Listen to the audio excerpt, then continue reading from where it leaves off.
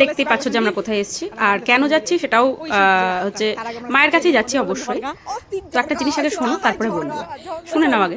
যাই হোক, বিশাল সে অস্থির মহিলাকে, আমরা ভিতরে কিন্তু মহিলা নিচে থেকে উঠতে কি চপড়ে, কিন্তু এখানে একটা ব্যাপার আছে, সেটা হচ্ছে মহিলাকে আমরা ধাক্কা দিই, কিন্তু আমরা ট্রেনের ভিতরে, কিন্তু আমরা কি করে ধাক্কা দিলাম বাইরে থেকে আমরা জানি না।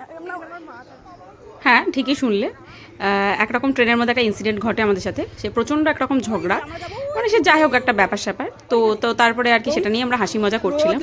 আর সেদিন প্রচণ্ড গরমও ছিল, যাই হোক। তো আর আমরা ওই দিকে যাবো এটা সেটা বলছিলাম, আর একসাথে সবাই মিলে থাকলে 5টা মেয়ে থাকলে যা হয় আর কি।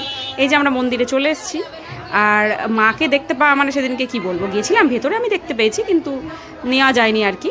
এই যে ভোলে বাবা, তারপরে এখানে তো জানোই সারাদিন কীর্তন হয়, আর এবার এখানে নতুন শরবত ছিল সেটা আমরা খেয়েছি।